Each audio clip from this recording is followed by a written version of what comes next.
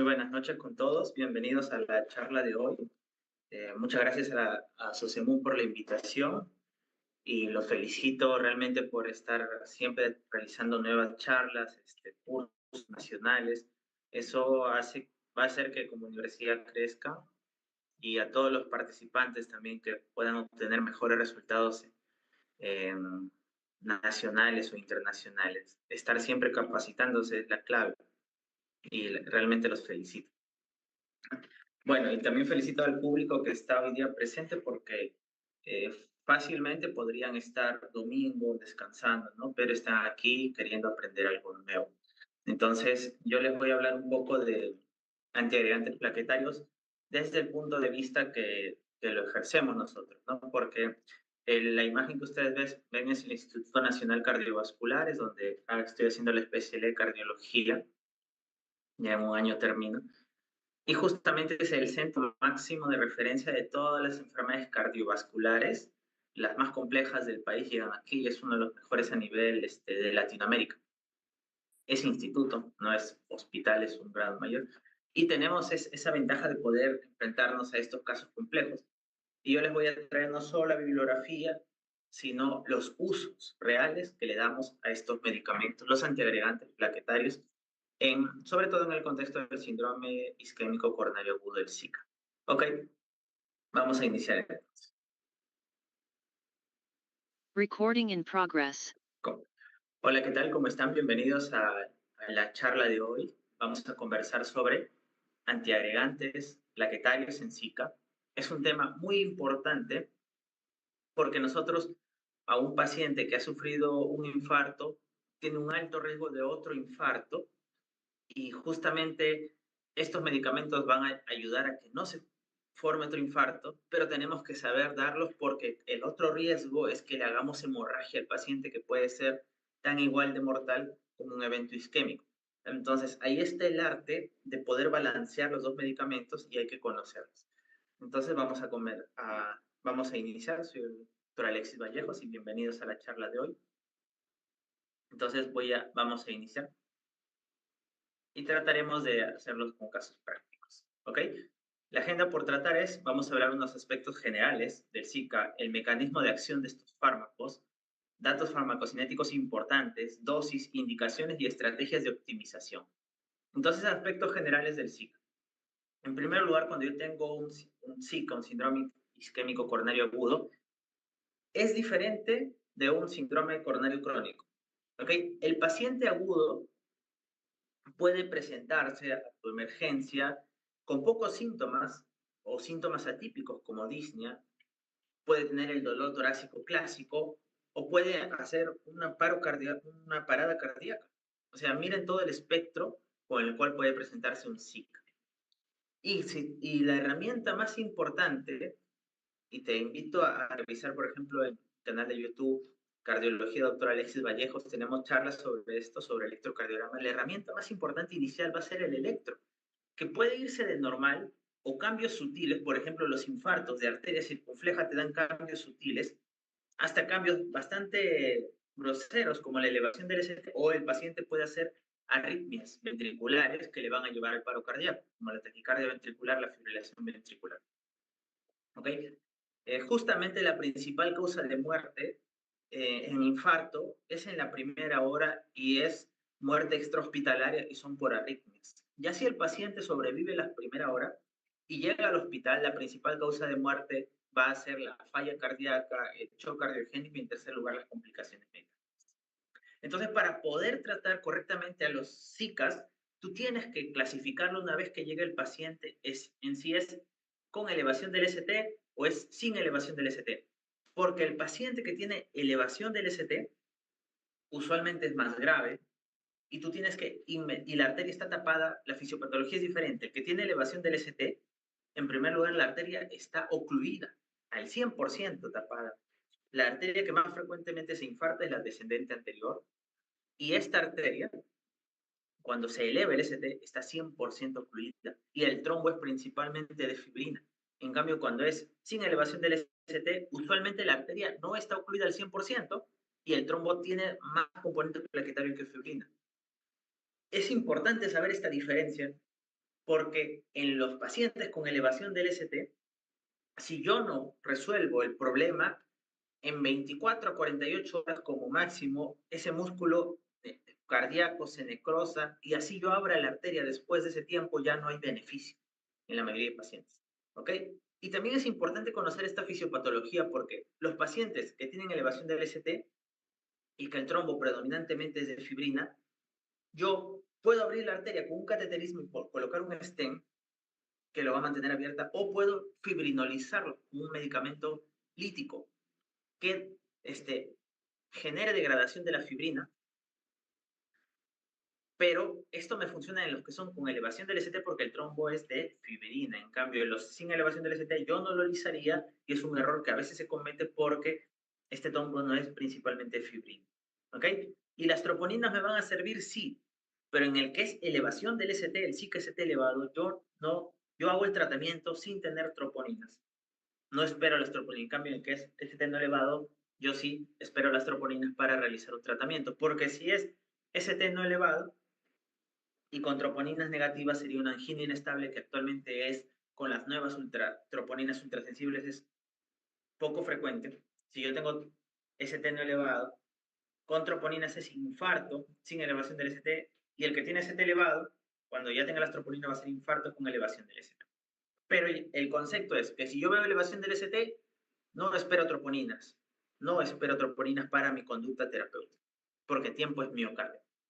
Entonces, ¿cómo se hace el diagnóstico? Tú tienes que tener la presentación clínica del paciente, el dolor torácico. Recuerden que hasta un 30% de pacientes pueden presentarse sin dolor torácico, con otras manifestaciones, como disnea, mareos, un dolor abdominal, síncope. Esto se vio en el 33% en el registro más grande de 400.000 pacientes norteamericanos. ¿Ok? Y yo tengo que tener un electrocardiograma en los primeros 10 minutos para poder englobar y un ST no elevado. Y recuerden este dato. En un infarto el electro se mueve, por lo tanto, si en un electro yo no lo tengo claro, tómele otro electro, cada 15 a 10 minutos, otro electro y otro electro, para que ustedes vean que el electro va, cómo evoluciona un infarto, va perdiendo las Rs, R es lo vivo del miocardio, van apareciendo más Q, que significa que se va muriendo, y en el ST elevado se aumenta el nivel del ST y aparecen cambios recíprocos. Entonces tú tratas con esto y si es ST no elevado, sí esperaría mis troponinas. ¿Y cuál es el tratamiento finalmente? El cateterismo o la angiografía, en el cual ingresamos usualmente por la arteria radial, llegamos con un catéter hasta el corazón, vemos la arteria tapada y allí pasamos una guía y colocamos un stent, que es como un conducto, como una manguera, como una malla, como quieras llamarle, pero quiero que la entiendas. Eso abre la arteria y otra vez la sangre llega a ese miocardio que estaba sufriendo, ¿no? Y es importante, obviamente, hacer pruebas de imágenes porque, por ejemplo, ¿cuáles son complicaciones graves de esto? Complicaciones mecánicas. Si yo al paciente le hago una ecocardiografía y veo que hay un derrame pericárdico importante que lo va a hacer taponamiento cardíaco, el paciente ha tenido una ruptura del músculo ventricular. Y en estos casos, complicaciones mecánicas como ruptura del músculo de pared libre, del ventrículo, ruptura del músculo papilar o ruptura del tabique, pero yo tendría que ya no ir a cateterismo, sino a cirugía. Y eso va a ser el espectro que yo voy a tener. Y acá es donde vamos a utilizar los antiagregantes. Entonces, en una evaluación, yo tengo que ver el electro, tengo que ver el contexto clínico, es más probable si alguien tiene factores de riesgo, más probable según la edad, y tengo que ver si el paciente está estable o está en shock. Y con esto yo voy a decidir, con todo lo que hemos conversado de la historia clínica, del electro, si el paciente debe ir a un cateterismo, si es complicación mecánica, debe ir a cirugía. Y si es ST elevado y yo no tengo cateterismo, lo liso. Y luego aquí está, ven esta AT, los antiagregantes plaquetarios. Los antiagregantes plaquetarios, que es lo que vamos a conversar el día de hoy.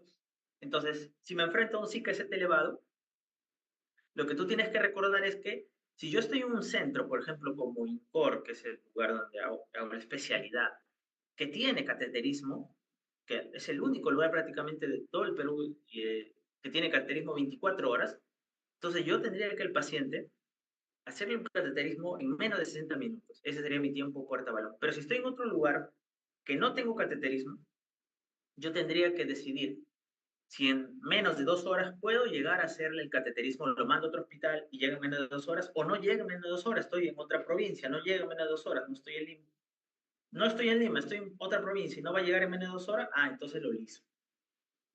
Pero si va a llegar, supongamos estoy revaliate y no tiene cateterismo 24 horas, tengo un paciente en la noche en emergencia, entonces INCOR está al lado, llega en menos de 2 horas, entonces lo mando INCOR, ¿no? Y INCOR tendría que en menos de 90 minutos llegar al cateterismo.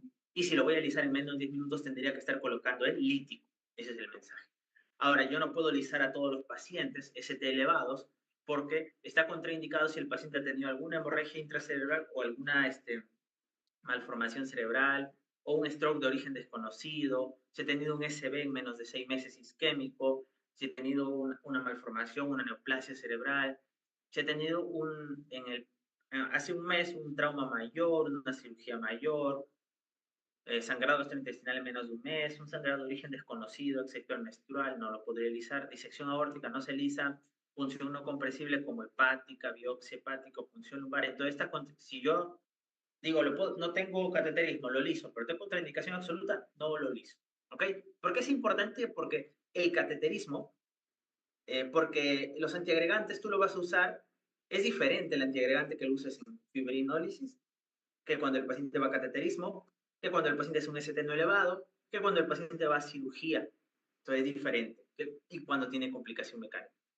Si estoy en el contexto del ST no elevado, un paciente que tiene dolor torácico, pero el electro no hay un supra, yo tendría que esperar las troponinas para ver variaciones. Por ejemplo, si yo le tomo una troponina y de frente, en mi primera toma, a la hora 0, tiene más de 0.52 nanogramas por litro, según la troponina ultrasensible Rocha, que es la que manejamos usualmente, ya es un nivel alto, ya lo confirmé. Si tengo variación a la hora más de 3, en la troponina varía en 1 hora más de 3 nanogramos, o en 2 horas más de 5, ya tengo confirmación. Y así, entonces en el ST no elevado yo tengo que esperar troponinas, pero las troponinas ultrasensibles en el algoritmo de 0, 1, 2 horas y según la troponina que yo tenga. Entonces, por ejemplo, en un ST no elevado, yo lo tengo que estratificar a mi paciente. Ya, confirmé que es ST no elevado. ¿En qué pacientes debería ingresar inmediatamente a cateterismo? Inmediatamente, entre paréntesis, menos de 2 horas a cateterismo en los pacientes. Yo a mi ST no elevado tengo que estratificarlo. ¿Es riesgo alto o no es riesgo alto? O sea, riesgo moderado bajo. En todos tiene que entrar cateterismo. La diferencia es el tiempo en el ST no elevado. En el ST no elevado puedo darme el lujo en esperar. En el elevado no, el elevado debe ingresar en menos de 12 horas. El no elevado debe ingresar a cateterismo, pero según el riesgo. Si es riesgo muy alto, por ejemplo, está chocado, tiene un dolor torácico refractario, tiene falla cardíaca por isquemia, tiene arritmias o parada cardíaca, complicaciones mecánicas o cambios dinámicos en el EKG recurrente, está con cambios y cambios y cambios, sobre todo supras intermitentes, no persistentes, debería ingresar inmediato entre paréntesis menos 2 horas. Si el paciente tiene un riesgo alto, que son 4, los que tienen Grace, el score Grace más de 140, se confirmó con troponinas, los que tienen elevación transitoria del ST, o sea, se elevó, pero en menos de 20 minutos cayó espontáneamente, o cambios dinámicos del ST o onda T, debo ingresar en menos de 24 horas. Indicación 2A. Y en el resto debo ingresar durante la hospitalización, ¿no? Eso sería la estrategia SELECT. Por lo tanto, tienes que conocer este preámbulo que te he dicho sobre el manejo del Zika, porque en cada escenario el tratamiento antitrombótico, antiagregante, va a ser distinto y lo vamos a conversar. Entonces vamos con los principales fármacos y mecanismos de acción. En primer lugar, cuando hay rotura de la placa, se expone el colágeno, se expone el factor de la placa trombótica, se expone el colágeno, el factor de von Willebrand, y hay adhesión de plaquetas, ¿no? Entonces, ¿por qué las plaquetas se unen? Recuerden, las plaquetas tienen a la COX-1 y el endotelio tiene la COX-2. No se olviden. Plaquetas COX-1, endotelio COX-2. ¿Ok? Lo que hace agregación plaquetaria es la COX-1. Y justamente la aspirina, el ácido acetilsalicílico, es selectivo para la COX-1 prácticamente. Ya es más de 100 veces más selectivo para COX-1 COX-2. Y esta es una de las razones por las cuales yo doy aspirina en dosis bajas. ¿Por qué damos aspirina 100 miligramos al día, 75 a 100? ¿Por qué no le das 500? Y dices, no, 500 es la dosis antiinflamatoria más, ¿no? 1 gramo, 2 gramos. Damos dosis bajas Porque a dosis bajas, la aspirina es específica de la COX-1 y la COX-1 es la plaquetaria y es la que yo quiero inhibir para que no se forme el trombo. Si yo le doy dosis altas de aspirina, 1 gramo, yo voy a inhibir tanto la COX-1, que es la plaquetaria, mi objetivo, como la COX-2, que es la endotelial. Y al final no voy a tener inhibición plaquetaria porque también tengo inhibición de endotelio. Doc, ¿por qué usted no debe inhibir el endotelio? Porque el endotelio es antitrombótico y las plaquetas son protrombóticas. Entonces, si yo inhibo el endotelio, pierdo el antitrombótico del endotelio. Entonces, ¿qué tengo que hacer? Inhibir plaquetas y solo me queda el endotelio, que es antitrombótico, con factores como redoxonidina. ¿Ok? Entonces, por eso debo inhibir a la COX-1.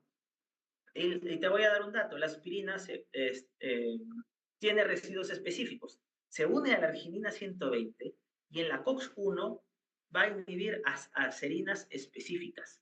¿Ok? Ya lo vamos a conversar más adelante. Pero los que se inhiben son 529 y 516, dependiendo del COX que estemos hablando. Ahora, ¿qué más? ¿Y por qué es importante inhibir a la COX? Porque la COX genera que la plaqueta libere tromboxano A2 y el tromboxano es lo que hace agregación plaquetaria. Entonces, eso hace el ácido acetilsalicílico, único en su clase. Ahora, otro factor que hace que se agreguen las plaquetas es el ADP, adenosina difosfato. Y ahí vienen estos fármacos inhibidores, porque el ADP, ¿a qué receptor se une? Al P2Y12. Entonces vienen estos fármacos, clopidogrel, ticagrelor, prasugrel, cangrelor, ticlopidina, donde los que más usamos es clopidogrel, ticagrelor y prasugrel. La ticlopidina ahí no se utiliza y el cangrelor solo hay endovenoso, así que usualmente no se está utilizando. Pero al inhibir a su receptor P2Y12 ya no habría agregación plaquetaria. De esta forma no se formaría el trombo de plaquetas, que es la primera fase de la cascada de la coagulación, ¿verdad? Ahora, hay nuevos fármacos como el Boraxapar, que inhibe al receptor de trombina, también hay. Y luego, entre plaquetas, ¿cómo se unen entre plaquetas? Gracias a los receptores 2B3A, y ahí vienen estos antiagregantes endovenosos, axicimac, estibatida y tirofiban, que inhiben a la glucoproteína 2B3A, ¿ya? Que eso permite unirse entre plaquetas. Entonces, son las dianas farmacológicas, y acá vamos a hacer un repaso bastante importante. Miren, ¿quiénes van a bloquear al receptor de trombina? El Boraxapar, usualmente no lo estamos utilizando actualmente. A la aspirina, que bloqueaba la formación de tromboxano, porque bloquea la COX-1, es una arginina 120, ya los residuos, bloquea residuos 529 y 516 de serina. ¿Quiénes bloquean el receptor P2Y12? Los inhibidores de P2Y12, clopidogrel, prasugrel, que son los profármacos, ticagrelor, que no es un profármaco y no es tienopiridina, y el cangrelor, que es endovenoso, estos son orales. Y así a la ADP no genera agregación. ¿Quiénes inhiben a la proteína 2B3A? ¿Cómo se unen las plaquetas? Una glucoproteína 2B3A, otra glucoproteína 2B3A y un medio fibrinógeno, así se unen las plaquetas. Entonces ahí va tirofiban, estidatida, oxicimab. ¿Ok? Y bueno, luego hay anticoagulantes, ¿no? Que también aumentan la agregación. Por ejemplo, el factor 10 de coagulación puede generar mayor agregación plaquetaria.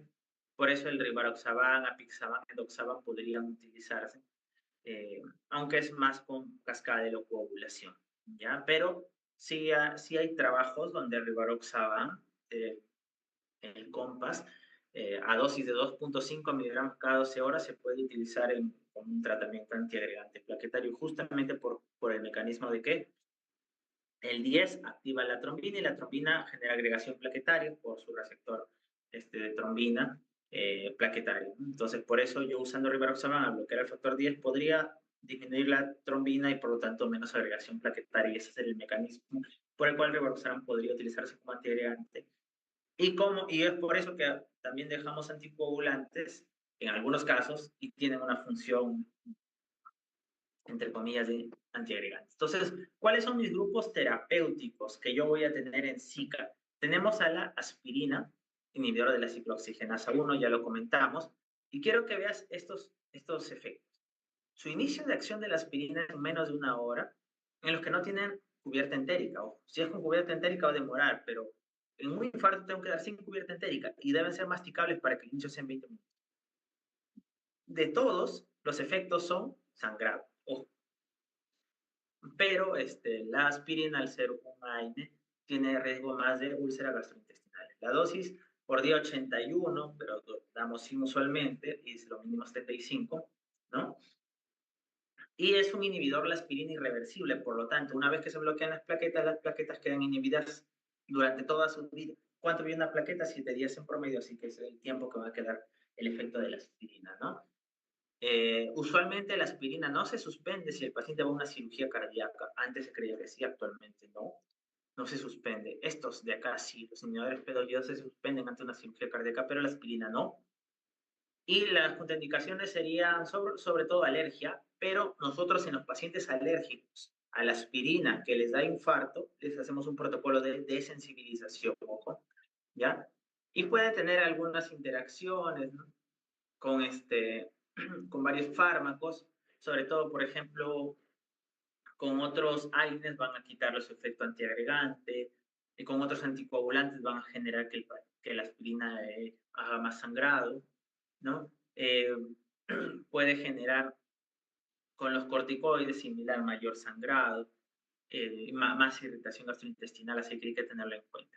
Estos son los inhibidores de P2Y2, donde tenemos el clopidogrel, ticagrelor y prasugrel. Vamos a dejar algunos puntos en claro, ¿ya? ¿Cuál es el más potente? Prasugrel. Prasugrel es el más potente. Entonces, este es el que yo lo daría en un paciente que no tiene un alto riesgo de sangrar, porque es el más potente. ¿Cuál es el menos potente? Clopidogrel. Entonces, este lo daríamos en un paciente que tiene más riesgo de sangrado. Si yo veo un paciente, lo voy a evaluar con las escalas que ya te voy a mostrar y lo veo, tiene alto riesgo de sangrado, vamos con clopro. Pero si yo veo un paciente que tiene bajo riesgo de sangrado y más bien alto riesgo isquémico, o sea, de ser trombos plaquetarios, para su grel, ¿no? Y ticagrelor está entre los dos. Oh, listo. Todos son inhibidores de P2Y12, pero mira, el clopidogrel demora 2 a 4 horas en iniciar, en cambio, el prasugrel y el ticagrelor demoran 30 minutos, ¿no? Eso es su ventaja de ellos. Ahora, todos van a dar sangrado porque son antiagregantes plaquetarios, pero algunos efectos adversos que quiero que tengas en cuenta, ¿ya? El clopidogrel, rash, diarrea, bueno, no son tan frecuentes, pero esto sí, el ticagrelor, quiero que no te olvides que puede generar disnea y bloqueos AB.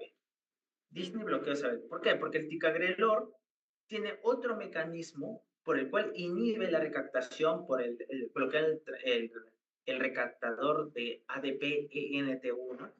Entonces inhibe la recaptación de ADP y la ADP queda en el cuerpo. ¿Qué genera la ADP? Adenosina.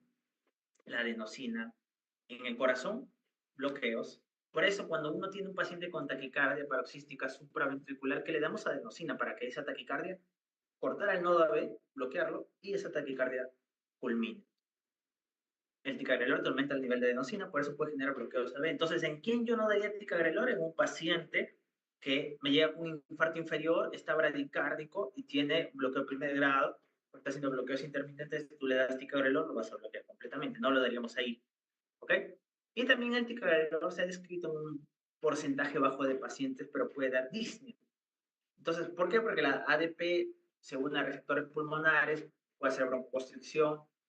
Justamente por eso la adenosina en taquicardia paroxística supraventricular está contraindicada en un paciente que sea más severa, bueno, constricción y algunos receptores de disnea y pueden generar disnea. Así que tendría cuidado un paciente que está en falla cardíaca y yo quisiera saber si la disnea por la falla o está haciendo por el ticagrelor, ¿no? De ahí puede dar cefalea ambos. Y el prasugrel, yo tendría cuidado porque puede darme hipertensión, cefalea y da más riesgo de sangrado cerebral, el prasugrel. Esas son las indicaciones que tienes que tener en cuenta, ¿no? Mira, esta es la dosis de mantenimiento, pero es diferente a la dosis de carga, ¿no? ¿Para qué sirve una dosis de carga? Te lo voy a mostrar en otras diapositivas. Una dosis, cuando tú le das en farmacología básica, dosis de carga, ¿para qué es? La dosis de carga te permite llegar, y esto tengo muy claro de fármaco básica, para que un medicamento tenga un efecto terapéutico bueno, o el real efecto terapéutico, tienen que pasar 3 a 4 tiempos de vida medias. Así que te acuerdas de fármaco básica, 3 a 4 tiempos de vida media. ¿Cuánto tiempo de vida media es lo que yo aprendí? Entonces, tú buscas el tiempo de vida media del fármaco y cuando pasen 4 tiempos de vida media es cuando llega a un estado de equilibrio el fármaco. Y lo que el cuerpo elimina se repone exactamente con lo que tú le das, estado de equilibrio. Y ahí ves el verdadero efecto del fármaco.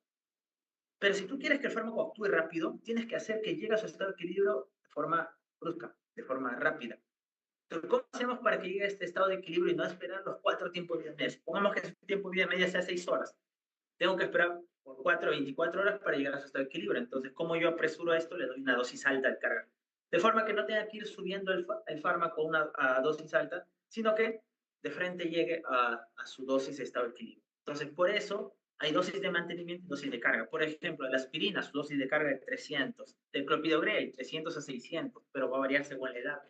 Del prasugrel, ya la vamos a conversar, 60 y acá es del ticarelor 180. Entonces va a variar, vamos, pero es el concepto quiero que llegues. La dosis de carga se da para llegar al estado de equilibrio y ver el verdadero efecto del fármaco. ¿Ok? Acá te dice, por ejemplo, ante una cirugía, continuamos la aspirina, pero por ejemplo el clopidogrel yo lo suspendería a los 5 días, el ticarelor entre 3 a 5 días antes, clopidogrel 5 y el prasugrel 7 días antes. Se tiene que suspender ante una cirugía cardíaca, por ejemplo, ¿no? Y está contraindicado el clopidogrel cuando hay severo sangrado. El prasugrel no se da si el paciente ha tenido un SB, porque va a sangrar del cerebro o un TIA. Y los pacientes que tienen disnea de base, el ticagrelor no debería darse con bloqueos, ¿no? Y bueno, con SBs también usualmente no lo daríamos, ¿no? Y van a interaccionar con anticoagulantes.